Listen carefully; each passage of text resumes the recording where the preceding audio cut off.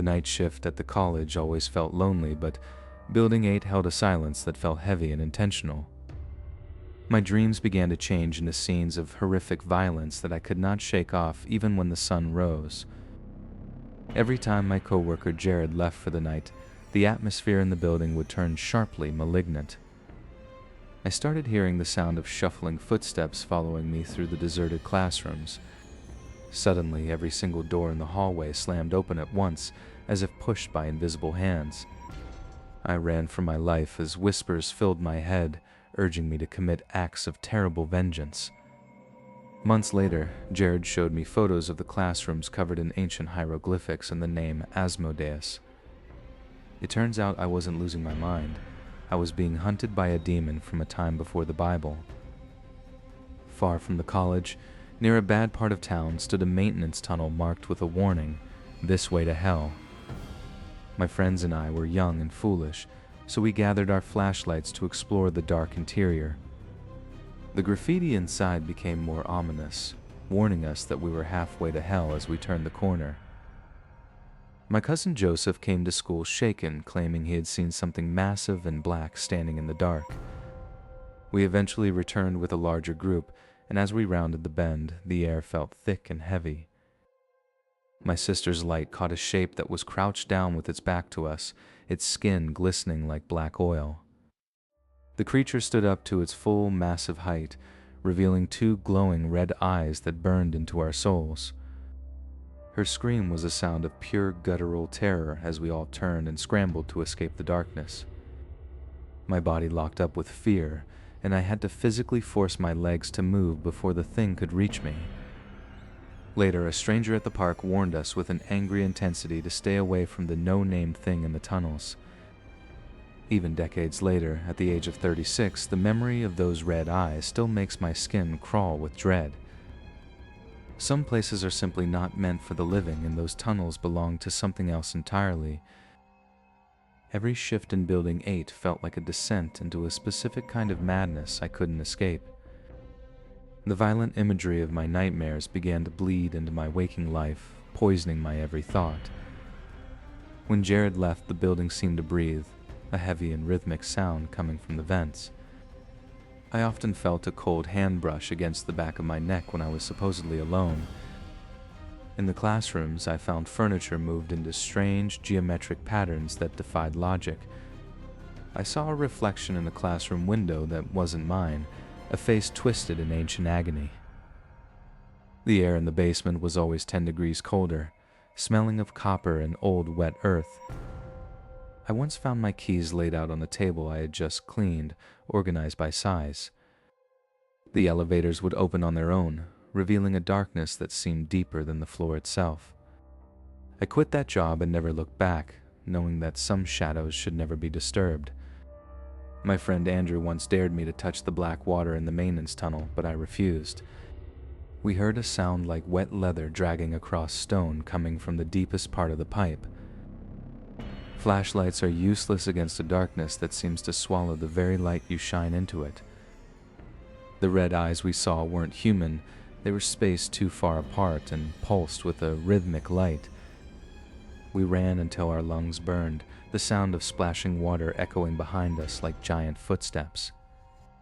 My cousin never spoke of what he saw when he went in alone, but he never smiled the same way again. The maintenance tunnel was eventually sealed with concrete, as if to keep the nightmare trapped inside. But I still wonder if the thing with red eyes found a new way out into our world. The whispers in Building 8 didn't stop at the exit. They followed me into the quiet of my own home. Asmodeus is a name that carries a weight I will feel until the day I die. Leaving behind the oppressive weight of Asmodeus and those haunted concrete walls, I sought solace in the vast emptiness of the Nevada wilderness. The Ruby Mountains rose like jagged teeth against the horizon, promising a silence that my mind desperately craved. I pitched my tent in a secluded alpine basin, miles away from the nearest hiking trail or Forest Service road. For the first 2 nights, the only sounds were the rustle of dry needles and the distant whistle of the wind through the crags. On the 3rd night, a sound unlike any natural animal began to echo from the higher ridges above my camp. It was a high-pitched, rhythmic screeching that modulated in a way that sounded almost like distorted human speech. I gripped my flashlight, the beam cutting through the darkness to reveal nothing but the silver trunks of aspen trees. The screaming moved with impossible speed, circling the perimeter of my clearing within seconds. Multiple voices joined in, creating a dissonant choir of agony that seemed to vibrate in my very chest. I retreated into my vehicle, locking the doors as the scratching sounds began against the metal exterior. I waited for dawn with a heavy tire iron in my lap, listening to the entities retreat into the high caves as the sun rose. Deciding the mountains were no longer safe, I drove east, eventually finding myself in the dense, humid woods of West Virginia. Local legend spoke of a place called Squalor Holler, a narrow valley where the air felt thick enough to choke. The old-timers in the nearby town refused to look me in the eye when I mentioned the name. Ignoring the warnings, I hiked into the holler, following a creek that ran black with silt. The smell hit me first, a sickly sweet scent of rotting meat and stagnant swamp water. Branches snapped with heavy force somewhere to my left, indicating something large was moving through the brush. I stood perfectly still, my heart hammering against my ribs like a trapped bird. A creature emerged from the shadows, its body pale and elongated, walking on all fours with disjointed limbs. Its face was a mask of distorted features, with eyes that sat unevenly and a mouth that hung open in a perpetual sneer. I fumbled for my camera, but the creature let out a wet, guttural growl and lunged forward. I turned and bolted back the way I came, my boots skidding on the slick, rotting leaves. I could hear the rhythmic thud of the creature's heavy footfalls keeping pace with me just out of sight. It didn't seem to want to catch me yet, but rather to drive me out of its territory like a stray dog. I burst out of the tree line and onto the paved road, gasping for air as the sound of pursuit finally ceased. I looked back into the mouth of the holler, seeing only a deep, impenetrable wall of green. The encounter left me wondering how many of these things lived in the forgotten corners of the country. I began to research other sightings, finding a pattern of reports that led me toward the desert southwest. There was a specific ghost town near the border that was said to be a crossing point for things that shouldn't exist. I packed my gear once more, driven by a morbid need to document the impossible. The further I drove into the arid plains, the more the landscape seemed to warp and shimmer with heat. I noticed that even the crows avoided the telephone poles as I neared the coordinates of the town. The air grew cold despite the sun, a localized chill that made my breath visible in the cabin. I reached the outskirts of the town where the ruins of adobe houses crumbled like sand under the wind. A tall, thin figure stood in the middle of the main street, its skin the color of sun-bleached bone. As I slowed the truck, the figure's head snapped 90 degrees to look directly at me. Its eyes were not eyes at all, but swirling pits of black smoke that seemed to draw on the light. I slammed the truck into reverse, but the engine sputtered and died, as if the life had been sucked out of it. The radio began to emit a screeching sound that matched the entities from the Ruby Mountains. Out of the corner of my eye, I saw the creature from Squalor Holler step out from behind an abandoned general store. They were working together, or perhaps they were all just parts of the same malevolent force following me across the map. I reached for the door handle, but it felt like ice, freezing my skin to the metal. The tall figure began to walk toward the truck, its gait smooth and predatory. I realized then that my journey into the unknown had become a trap from which there might be no escape. As the tall figure reached the hood of my truck, it placed a long, spindly hand on the glass, and the windshield began to crack in the shape of a human face. The glass under the spindly hand groaned as the spiderweb cracks deepened across my field of vision. I slammed the gear shift into reverse and floored the accelerator while the engine roared in protest. The creature didn't fall back, but instead ran alongside the truck on all fours with sickening speed. Its limbs moved in a mechanical, jerky fashion that defied every law of human anatomy. It let out a sound that started as a coyote's howl but ended in my own mother's voice calling my name. I finally gained traction and spun the wheel, heading for the main highway as fast as the old truck could carry me. The yellow eyes faded into the rear-view mirror until they were nothing more than distant sparks in the dark. I drove until the sun rose, never once looking back at the Nevada wasteland. Months later, I found myself in the dense, humid woods of rural Kentucky for a final investigation.